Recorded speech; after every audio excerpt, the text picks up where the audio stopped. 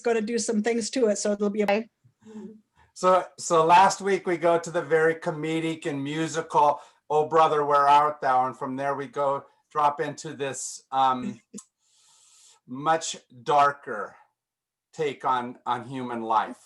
One that we all know is there, but it's kind of like, you know, if our question is where is God, it's kind of like saying where is the beauty in your face or in your movement versus where is the beauty in your armpit. Yeah. Right. Yes. Where is God in the midst of a movie like this is a challenge for us, isn't it? It in is. its darkness, in its evil of the main character, Cody Jarrett, right? And yet trying to understand that and not just toss him away is maybe one of the most important things we do as spiritual people, to try to live up to how is it that God loves this whole of who we are as humanity. Because I believe that intellectually. I don't always believe it. Yeah. You know, so how did God force God's way into all of this?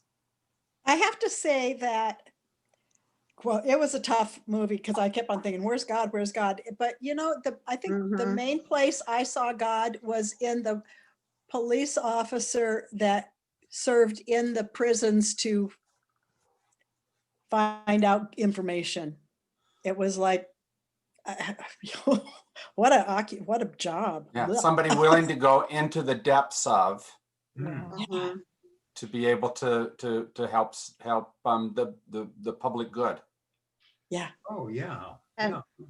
and one of the things he did was he saved Cody's life when he saw that guy was going to drop whatever it was from the ceiling onto him, and he pushed him out of the way. Yeah, and even knowing that that Cody Jarrett was who Cody was, That and he in killed some ways people. it would have been much simpler to let him die. That's what I was thinking. I was thinking, well, that's like a hard one because you're going to send him, you're trying to send him to prison anyway. Mm-hmm. Not that you want him to die, but it was like, wow. Well, But it would not have brought closure to the big investigation. Yeah, it doesn't make for a good movie. well, and they said the investigator in there because they wanted to know who the traitor was, who was laundering the money for him. Yeah.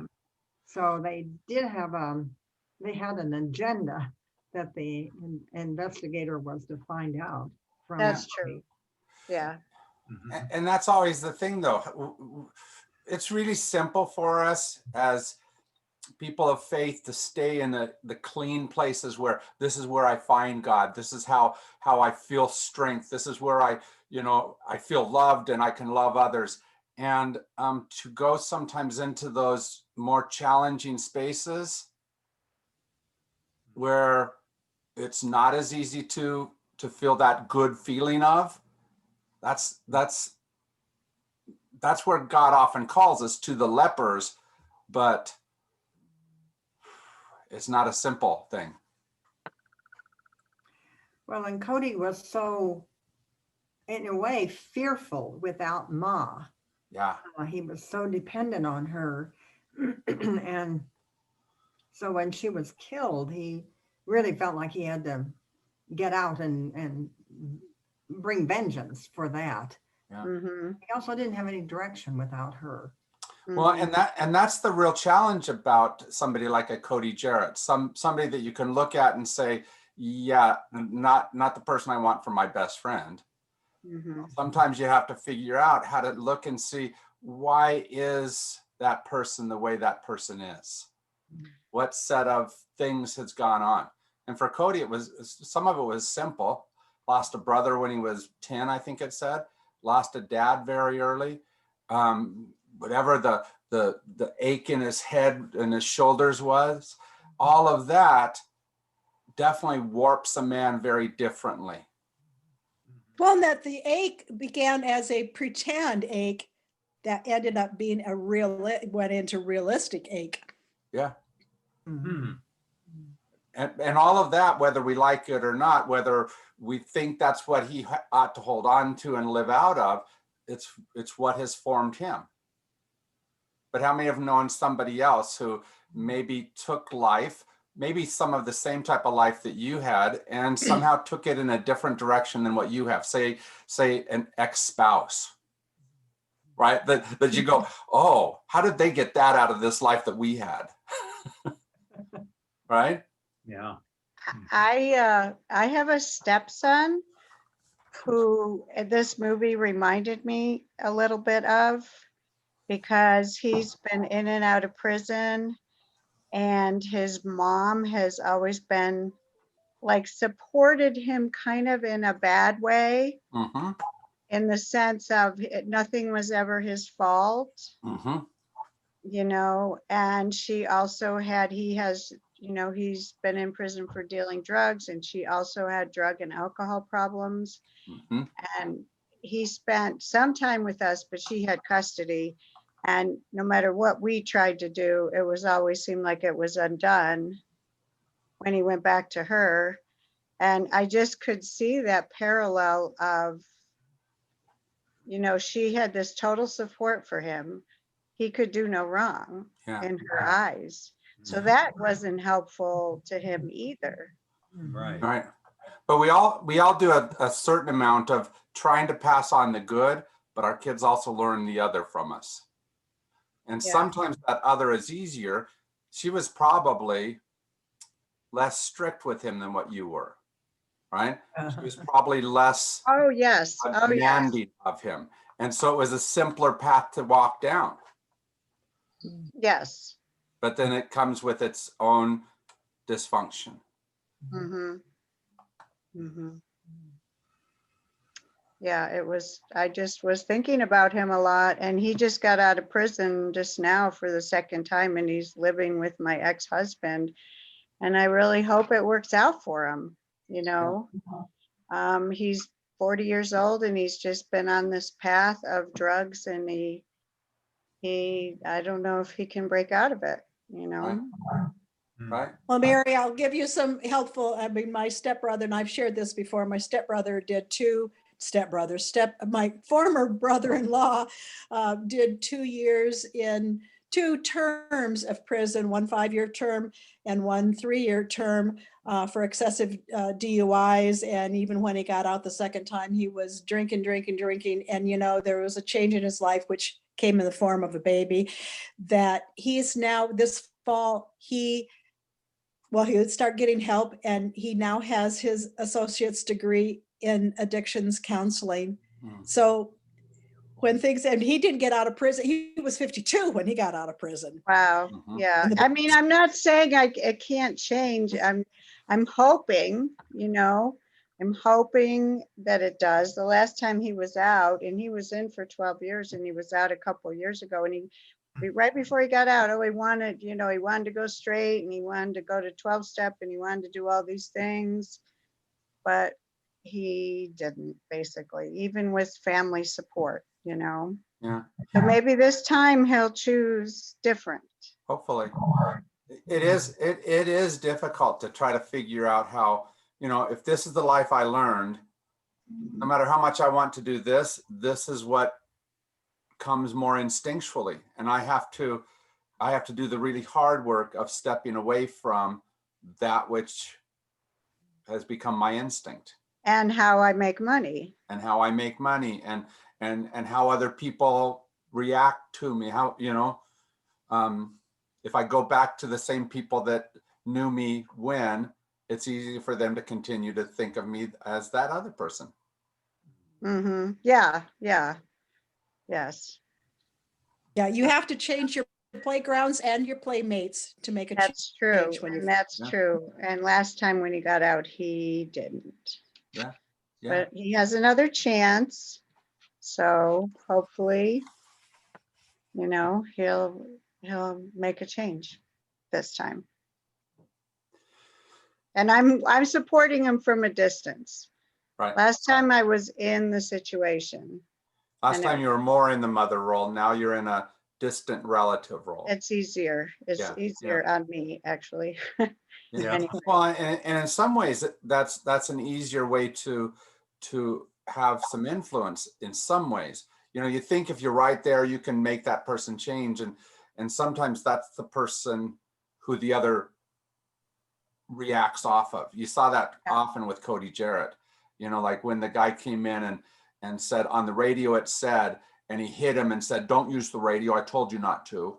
Right, and he reacts in the negative to everything, even though the message he brought in from the radio was a good one for them. It was good to advance the story. Right, You right. know?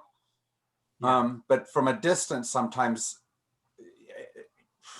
one could say that the police officer chasing him had more impact on Cody Jarrett than a lot of the much closer gang members, right? Uh-huh. Mhm. Mhm, yeah. Mhm. Yeah. And Go ahead. Cody trusted him too. Yeah, he did. Yeah. Uh-huh. Well, I think that was part of the reason why Fallon, that was the detective, Yeah, Fallon. why he Or did. Pardo, he was called in that was Yeah. his alias. Yeah, right. Why he took the risk of rescuing Cody from that falling piece of machinery was to assure, to meld the belief that he was a friend of, Mhm. or somehow or another a supporter of Cody. He wanted to keep that relationship. But then another thing I noted at the very end, it's Fallon who took the rifle to shoot Cody, and he did. He did. So it was like an avenging angel or something. But I wondered about that. It didn't feel like vengeance. It felt like something larger was at work there to remove an evil. And then he was immolated, Mhm. which is about as profound and biblical as you can get. Yeah. But it was Fallon who rescued him and Fallon who shot him. Mm-hmm.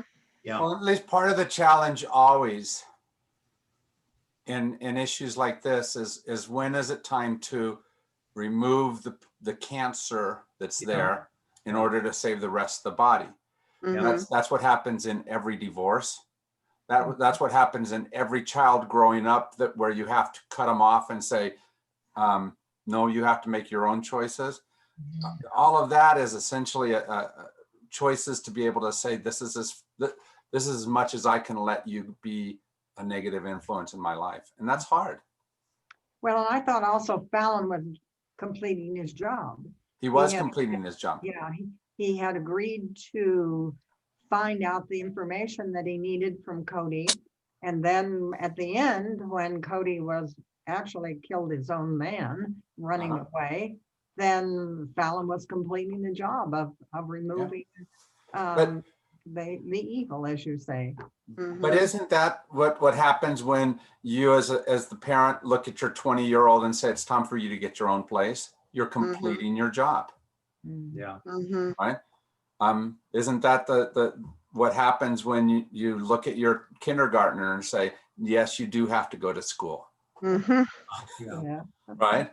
And you expect that of them. All that is completing the job. And luckily, it doesn't usually involve a deadly weapon. Oh. Although there's times with teenagers you wish. Yeah. Yeah. Yeah. I think another place I saw God, which I was like, oh yeah, that's right, was at the beginning of the movie when the one bad guy got hit horribly in the face with for the steam engine, and Cody wanted to boogie out of there and leave him there, and the other guys, bad guys, no, we're going to, we're he's our friend. We're all bad guys, but he's our friend. Mhm. And the one guy went back in there, and instead of killing him, like Cody asked him to, Right. left him alive. Although the next thing we hear about him is he died. Yeah. Right. Right? We didn't really leave him alive for long, but also couldn't quite be the Cody Jarrett killer. Right. Right. Yes. Mhm. And he gave him a cigarette and Mhm. Yes. Um, Yes. tried to soothe him a bit. Yeah. Yeah. Yeah. Yes. There was a bit of humanity in there, definitely in a few places. Yeah. So speaking of humanity, Cody Jarrett doesn't have humanity in the definition you just used, Mary. Not to any real extent, right? How is it that we lose that type of humanity, that type of just basic care for each other? When you look at Cody Jarrett, why is he who he is? And what could, I guess the follow-up question is, what could the rest of us around him have done to try to change things at all? Boy. Because hopefully we never have to figure out Cody Jarrett, but we will have people that are somewhere along that line of losing their humanity. Well, I felt the straitjacket was about right. Well, and also when they were collaborating on making the movie and how to develop that character, Cagney said, let's make him nuts. Yeah, So that whole, the headache and everything was part of that illness that he had that also carried him forward. That was part of his physical illness as well as his mental illness connection to Ma. So Yeah. it was all bonded together. Yeah. mhm. Mhm. And Cagney is a great actor. I Oh, mean, Yeah. well, he's absolutely a great actor. Mhm. He did make you believe that part. Mhm. Yeah. That's ironic too, because we also read that he was tired of playing those roles. He didn't want to play those anymore. He really liked being a tap dance man and singing and dancing. You know, But he was every such a good bad guy. Oh, he Oh, really he was. Yeah. He looked like it. He sounded like it. Even his teeth looked like it. Yeah. Yeah. Yeah.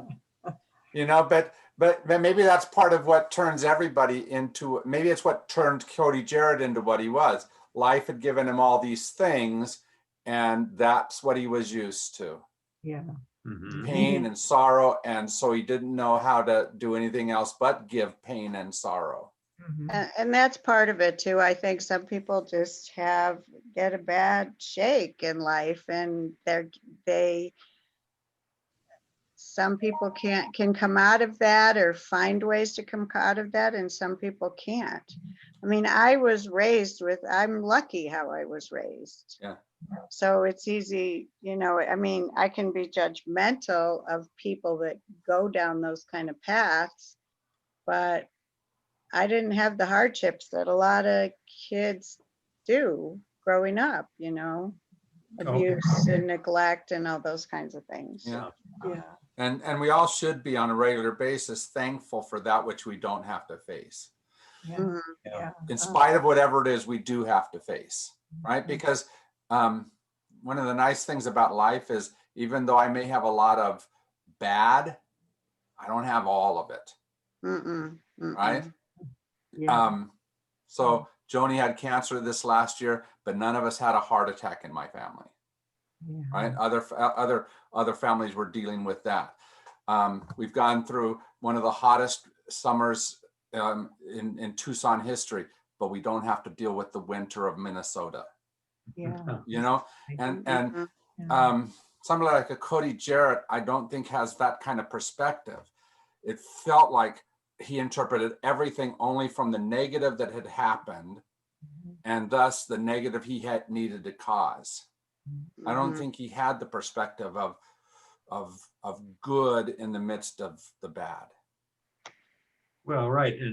And along with the form of insanity, he actually got off on being as bad as possible.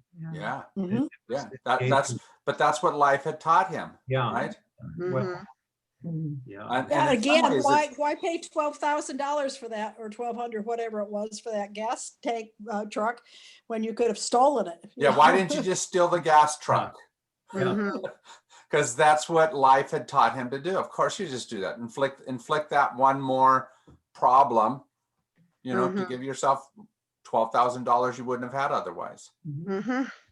Mhm. And pat on your back for doing a good job of stealing. Absolutely. Yeah. I have to leave for a minute. I'll be right back. Okay. All right. We'll We we'll won't- miss you. We won't say a word. Don't talk about me. Hey, did you hear about Mary? Oh, yeah. Hey, do tell, quick. So the good news is most of us are not going to have to deal with either us or the people around us being Cody Jarrett's. But we Yeah. are going to have to deal with whatever dysfunction we learned, whatever family habits got passed on, and we're going to have to figure out how to say no to whatever is not the most helpful to us. Mhm. You know, one thing about abuse in individuals is that most people who abuse have been abused, Oh, yeah, sure. right? And so they're passing on the story that they've learned. Mhm. I was teaching a class 25 years ago or so to parents, most of them ordered by courts to be there, about parenting skills, which meant they Oh. were probably in some type of abuse or neglect criminal action, Oh, yeah. right? And I remember saying something that was just, for me, and everybody knows this type of statement, right? Every parent knows that this is what you do. And this one lady raised her hand and said, "You can do that?" Because her experience, everything that life had taught her, that her parents had taught her, that her examples had taught her, didn't even hold that up as an option.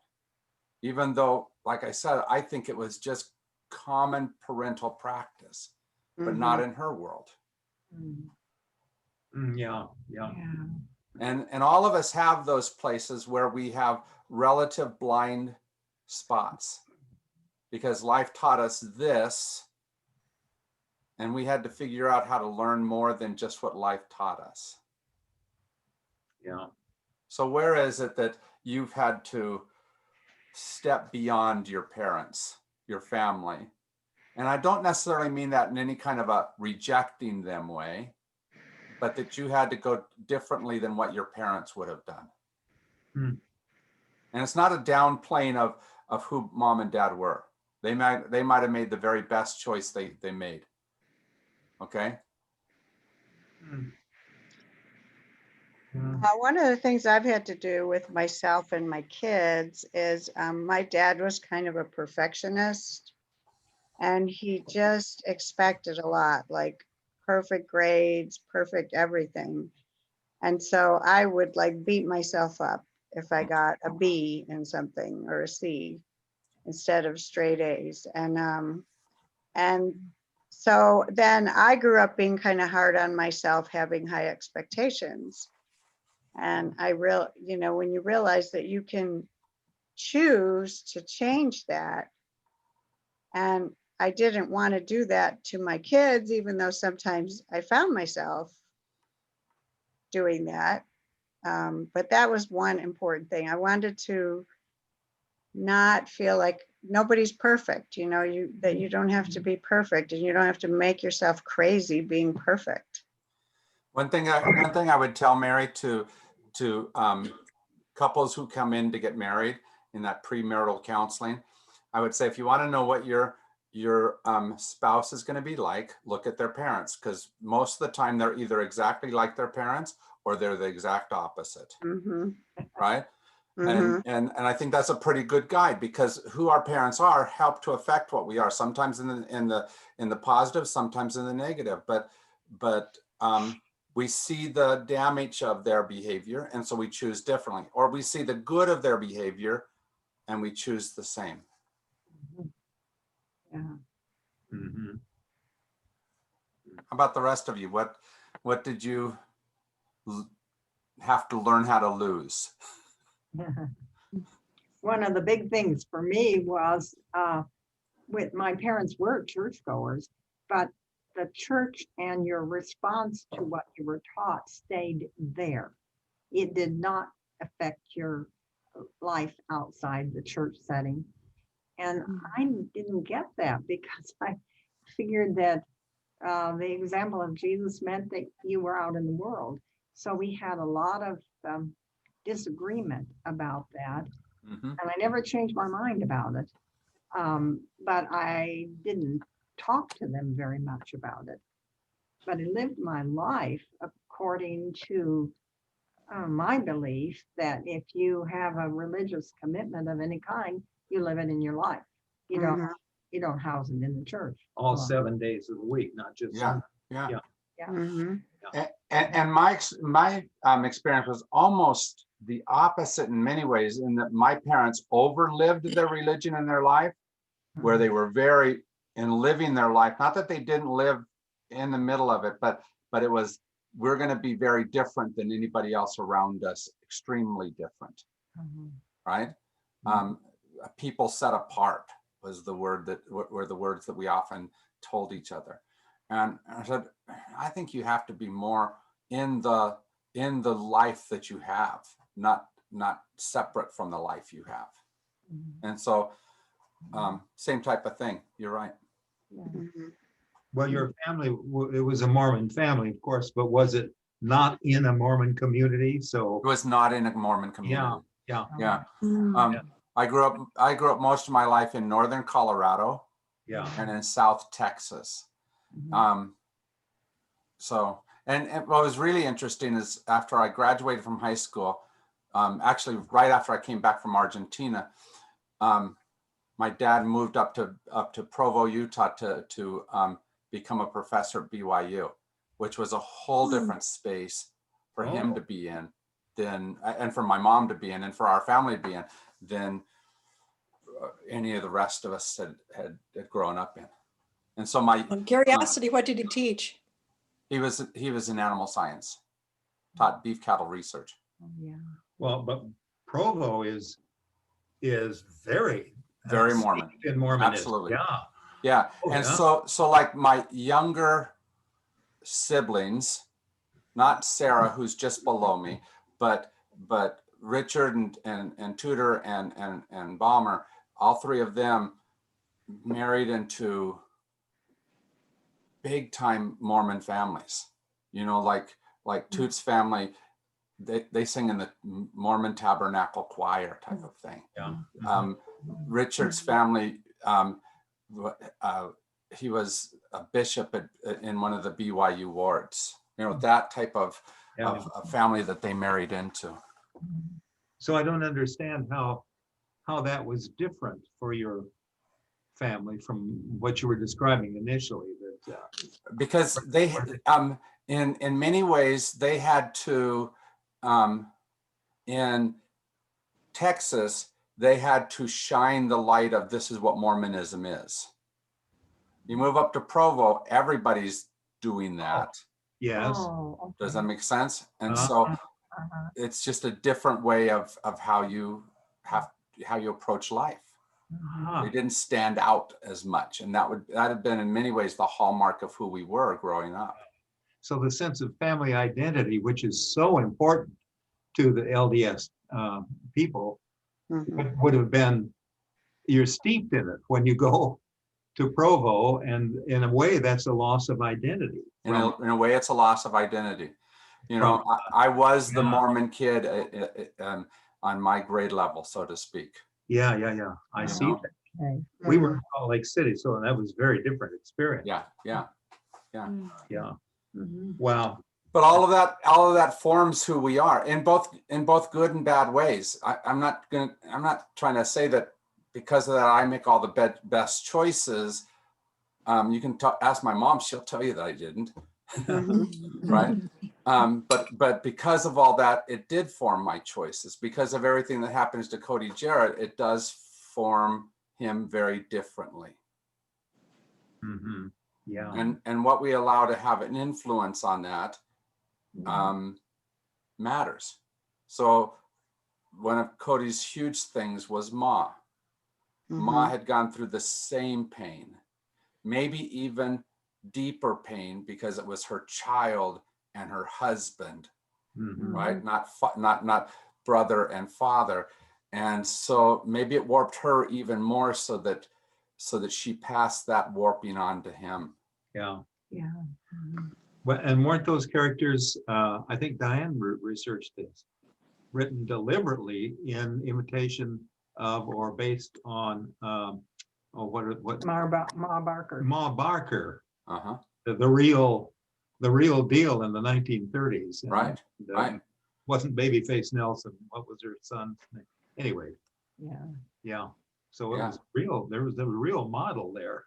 Mm-hmm. Right. Yeah. Well, and truthfully, if you look at the 1930s, there's a lot of stuff that warped during that time, right? Mhm. If you'd lost everything in the stock market crash of 29, if you had no job and no way to get it, and what do you, how does it not warp you? Mhm. How do you keep your sanity? And maybe more important for us is how do we help each other to keep that normalcy of life? Yeah. You know, Kind of like a little like going through a pandemic. it's a little like Yes. going through a pandemic, isn't it? Yes, yes. How do we help everyone hold on to that which can be the best of us, not that which can most challenge us? Mhm. Well, I there look at this election and my Democratic friends feel very relieved. My Republican friends feel warped, Mhm. worked. right? As they're trying to figure out what's next because they lost their hope and dream in this election. They get to experience what other people experienced 4 years ago. Uh-huh. Yeah. Yeah. And that's the hard part, John. That's exactly what I want to do. I know. You try not to, but that's what you feel like doing. That's Yeah. between us, you understand. That's just Yeah. between No, us. I get that. But trying Yeah. to, especially when in a very real way, some of my Republican friends are hitting me the way Cody Jarrett hit life.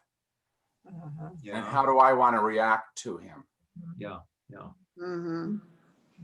That's it's really hard to have my highest ideal of life when that's happening.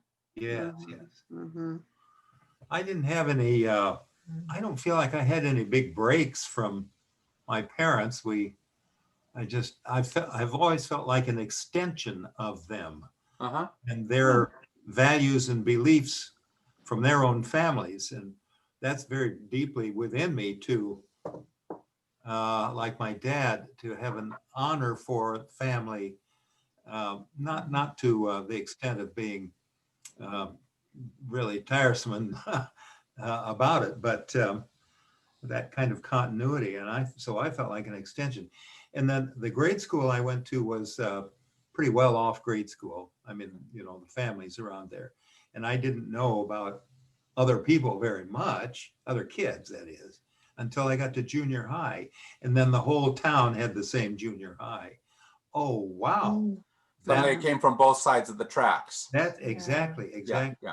And in my first year, my first class 4, I think it was, number 4 in 7th grade, we had the junior high school, and was a black girl named Lucille, and she was quite heavy set, and we had the best time decorating that room for Halloween. And I remember that to this day, and felt like, wow, this is possible. This is a great friendship. Of course, I hardly ever saw her after that. I mean, our lives just really were so different and parted. But there was that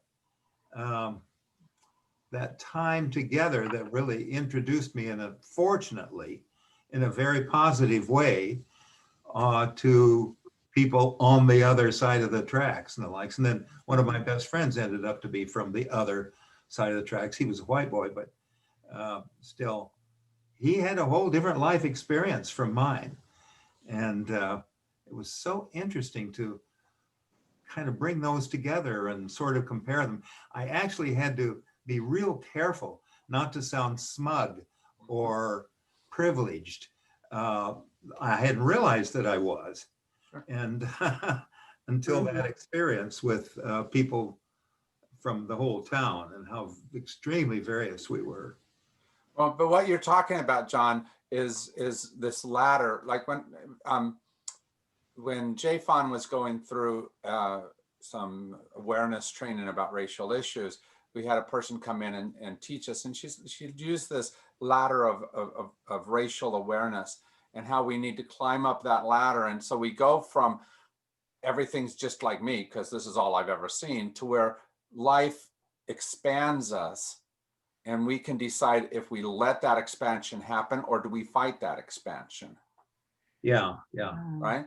Right. And so knowing people of different economic levels, and being able to move across those levels is a good thing, but it is a challenging thing because it's often easier to stay in whether your level is high or low. It's often easier to stay in your level. Yeah, of course. It's easier to stay in your race. It's easier to stay in whatever's in your gender, whatever's the simplest. Mm-hmm. Yeah. But life is forever drawing us beyond that. And Cody Jarrett kind of fought that, even in his marriage. I mean, he was married but not quite married. Oh, no. No. Right? And she was the same. They had some kind of marriage of convenience. It doesn't really explore all of it, but it definitely wasn't a very loving space. Oh no. Oh, no. She was the very definition of a mall, of a gun. Yeah. And maybe that's what life had taught him, that's all that he could expect out of. Yeah. Right. And all that she could expect of him. Right. Of course, she doesn't want someone who's faithful to her, or whatever inside his head is the story. But I also thought she was an example of somebody who didn't have a lot of choices except to figure out where the next opportunity might be. So even at the end, when she was trying to cut a deal with the Treasury Department people, it was this was all she knew. Could she cut a deal with somebody? She'd always manipulated. Yeah. Yep. And that was kind of sad. Yeah. I mean, I didn't have any respect for her at all, but I felt really sad for her and with her. Yeah. She was trapped. Yeah. One of the toughest things about that is that we may not meet somebody just like her, but we're going to meet people that are going to be making choices that bring that same kind of sadness to us.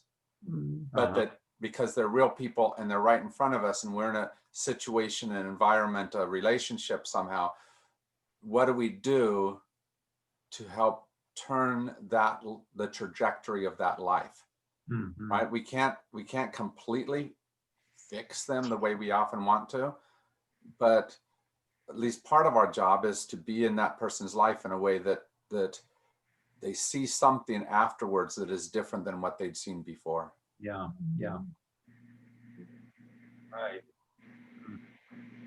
And I think one of the things that's real key is to listen in ways that we aren't real skilled at often to people who are very different from us, and develop some kind of urging and support for them to talk with us about their lives. Yeah.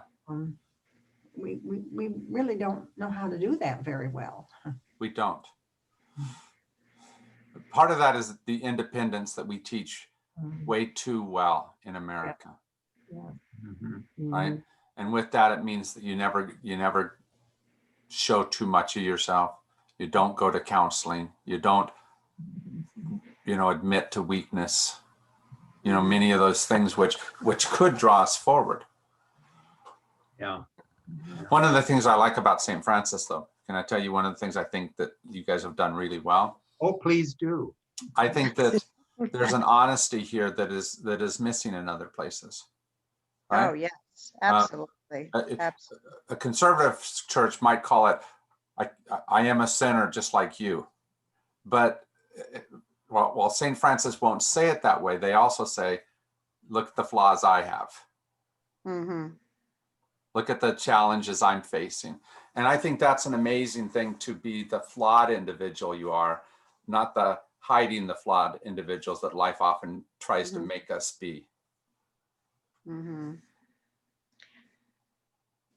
I mean, not that we're not a little righteous sometimes, but it doesn't seem as, there's not the righteousness you see Yeah. in other churches. Yeah, the problem often that happens in any kind of an organization that is built on a perfect type of behavior is that you hide your true self. Yeah. And being able to just be the human that you are is a huge gift to the world. Mm-hmm. Mm-hmm. Being authentic, even if it doesn't fit somebody else's mold. Mm-hmm. And it has to happen in a space where people feel safe. Uh-huh. And I think that's one of the things that St. Francis does Absolutely. pretty well, is to make people feel safe. Yeah. And Cody Jarrett didn't feel that safety, right? As soon as his headache started that one time, Ma moved him quickly into the other room. You can't show the other guys. Yeah. Yeah. Mm-hmm. You've got to be different than that pain which is afflicting you. Mm-hmm. Like you can't be vulnerable at all. You can't be human. Not in the tough guy world. Yeah. Not in the the world. now that the headache's over, you've got to go out there and show them that you're not weak. That's right. Yeah. Mm-hmm. Yeah. Mm-hmm. And yet we do a whole lot of that type of stuff. John, as a man in America, how often did you hear something along the lines of don't be a mama's boy, big boys don't do, all of those kinds of messages that we sometimes tell as men to men, that there's a certain way of being. Oh, yeah. It's actually one of the reasons I'm glad that I'm a woman. It's true. Yeah, really. Yeah. Yeah, there's some toxic masculinity out there. Yeah. It is Yes. not helpful. What's Well, funny is we as Americans look at Mexicans and say they're machismo, Mhm. and yet in a very real way we are more prone to be the macho without the negative side of the macho, without the good side of it. Stiff upper lip and all that. Stiff upper lip. That's right. Look at our president. Yep, absolutely. Of course, he's a coward, but he covers it. Mhm. Yeah. Tries to. Somebody else was starting to speak. Oh, No, I just said, look at our president. That's all I said. Yeah. That's the same. And I think that's why that sounds like he appeals, when you listen to some of the polls, to a lot of the white male oh yeah. Oh yeah. because of the machismo whole thing. Yeah. So So how do you sit in the life of someone like that, who has always said, this is what I have to be, yeah, tiresome. right? How do you help them see more than just that? I don't help him. That's a really good question. I think part of it has to be the authenticness. If I say that it's okay for a man to cry, I have to be willing to cry in front of him, Yeah. and not be afflicted by his scorn in that moment. Yeah. To not let that be the message that I allow him to shout at me, or a message that affects me as he shouts it. But all of us have to do that, because women in our society also get a lot of messages about what you're supposed to be. Mm-hmm. Oftentimes it's about beauty or manners, or maybe the worst, an underling too, right? A lower role. And Sarah, you've been really good at oftentimes reminding us about how we have to not perpetuate those types of stories. Mhm. Yeah, it's about finding different answers that we didn't think could exist. Uh-huh. No matter how much they were told to us in the past. Yeah. Yeah, my mom telling me when I was like a sophomore in college that well, you better decide what you want to do. You can either have a career or you can have a family, but you can't do both. Mhm. She made this absolute rule, and I was so depressed hearing that, because Mhm. I thought, well, wait a minute, this is the 70s, you know, there's been this whole revolution, and we've realized that women could do a lot more things and have a lot more possibilities than we did before. So how can this be the mid 70s and she's telling me that there's this limitation and you have to abide by that, because otherwise your life won't work. Yeah. Mhm. Yeah. And of course, it's this really, it's the illusion that it has to be that way, Mhm. because that's the way it was for most people in the past, but not everybody. That's right. But isn't that why somebody like Kamala Harris is so important to all of us, so that we Mhm. get to have one more definition of what woman can be and what man's relationship to woman can be, so that we can learn both gender, you know, for a different idea of each gender's roles, Yeah. Yeah. Yeah. right? And Oh, yeah. that's good learning for all of us, and for our young girls and young boys as they grow up. Oh, you bet. Yeah. Yeah, and part of it I see, you know, as president-elect and, you know, vice president, the roles of male and female in those two roles, that it's not going to be expected that the female in that role bows down and gives, you know, Yeah. to the male in that role, you know, their team, and, you know, I think they're a team. Mhm. They will be a team. No, Yeah. I love who Joe Biden is in that relationship, because he's not saying Joe Biden and this other person who wanders somewhere behind him, Yeah. right? He's not being that way. He is bringing her clearly to the forefront and giving her the space that is Yeah. both proper and good for both of them. Oh, yeah.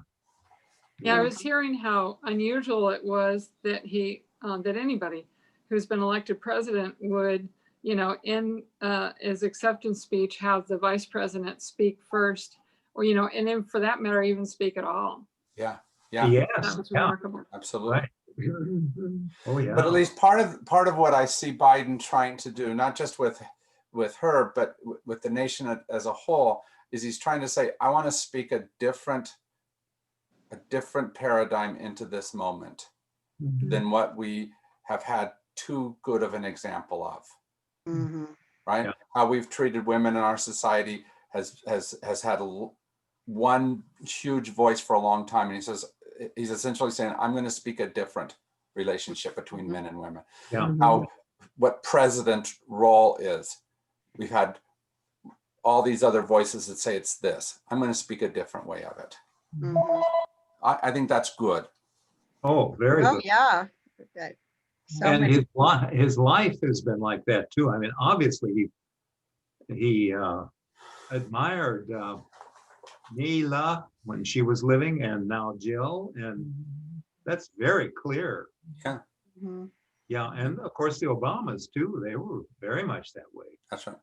Yeah. And so the bottom line is that's what we have to try to figure out how to do with our lives, right? Not live out of whatever the past stories have told us, but live into what should be, what's a better story. But it's hard to escape those other stories. You know, I think he's a wonderful person and a good person. And I just don't understand why, if people look at his background and who he is, why they don't see that. That's what I don't understand. Because They don't want they want to believe something different. Yeah. They've taught that they've heard something different so long that that's what they want to believe. Look at Cody Jarrett. One of the most dramatic spaces in the whole thing is right at the end. as Yeah. as he's up there on top, he pulls out his gun, he shoots, and the flames start Mhm. flowing over, and he gets hit 2 or 3 times with a bullet, but doesn't fall down, right? And he yells out, "Made it, Ma, top of the world." Top of the world. You Yeah. see, he interprets this about to blow up as being the pinnacle of achievement Yeah. from what he'd been told. Mhm. And never sees it as the failure that all the rest of us see it as being, Mhm. Mhm. right? Yeah. But then the other voice comes on, and I hadn't remembered this voice. I thought it ended at "Look, Ma, top of the world," and then the end. Did you hear the other voice? The other voice came on and said, "Cody Jarrett finally made it to the top of the world, and it blew up right. It blew right up in his face." Please. Mhm. Yeah. Yeah. Right? Mhm. And I think in a very real way, that's what our president is dealing with right now. Oh, yeah. It blew right up in his face. He's the loser. Mhm. Yeah. Yeah. And how do we sit into that space, especially because we may not know the president, but we all know someone who is going to be deeply affected by this moment Mhm. of life blowing up in their face. Mm. Mhm. But I And think what- the real danger is people who support him and will go as far as Cody Jarrett to destroy everything around. Absolutely. That's And- what I'm afraid of too. That's Yeah. what scares me. That's what Yeah. scares me. But I think what's going to change that is you're going to have to save somebody, and I'm going to have to save somebody, and Garnet's going to have to save somebody, and each one of us is going to have to be in the life of some of the people in some way or another, and we can be there in some kind of way that pushes them further off the edge, or maybe pulls them back away from the edge a bit. Mhm. We can't any more than Fallon could save Cody Jarrett. We can't necessarily save him, but we can do some things. Yeah, and we have to. We have to. And it has to be in genuine behavior and Yeah. too, not Mhm. not artificial behavior. I'm not- Yeah, it can't just be there, "Let me come save you" type of behavior. It's got to be relational. Yeah. Yeah. Mhm. But that's why Fallon was really good, because it wasn't just him playing a role. It was him being relational with them in the midst of that role. Yes, Mhm. exactly. Yeah. That's right. Mhm. That was the most redeeming element in the whole film, I felt. Yeah. Subtle. It was, of course, set in things blowing up and a lot of horrible other behavior, but there was that. Maybe that's where God was in that. Mhm. Maybe that's where God is. Yeah, you put Is it in the behavior of each one of us who somehow play some kind of, maybe not even completely redeeming space, but at least a bettering of what could have been. Mhm. Mhm. Mhm. Yeah. So next week, we go to a movie called Doubt. John and Diane have it right now. They're going to watch it. They'll get it back up here if you don't have a copy of it, but it's a pretty easy one to find. It has like some real unknown actors like Meryl Streep in it. Yeah. Mhm. Yeah. And it deals with one of the very dysfunctional places of society, the church. Mhm. Catholic. Mhm. So, and one of our typical dysfunctions. What do we do with doubt? Mhm. Mhm. How do we face the doubt in our lives? Yeah. Yeah. It's Yeah. a brilliant movie. We've seen it, Yeah. what, 4 times now, I think. Yeah. And so what's that You movie? borrowed it from him and you've already watched it 4 times? Well, and then we see things that we hadn't seen before. And then when we get into a discussion and hear other people and what they see, then it opens up the world again. Mhm. Good movie. Yeah. It is. What year? How old is it? Oh, just about 4 years ago or so. Oh, 4 or okay. 5 years ago. Yeah. Five. It's a With really Meryl recent movie. Streep. Can't be too old with Meryl No. Streep. And then our last movie of the, remember I gave you 2 or 3 choices. Our last movie is going to be the movie about Beale Street, if Beale Street could talk. And that will be our last movie of the cycle. And then we step into Advent season. In Advent season, I'm going to do a 4-week class using the poetry of Maya Angelou. Oh, And she's going to help us to discover freedom. It's called the Freedom Poetry of Maya Angelou. and Are you who, going to do those on the movie days and times? I'm or- going to have 4 sections of it. One on Tuesday at the regular 3 o'clock hour, one on Wednesday at 10, one on Thursday at 7. The problem is the first week, the Thursday at 7 doesn't work because that's Thanksgiving. Oh, yeah, that is. So you're going to have to go to one of the other sections on that week. But the last one is I'm moving one to Saturday at 11 o'clock. So, and I'd love for everyone, and it's a class that you can use it as a personal devotional.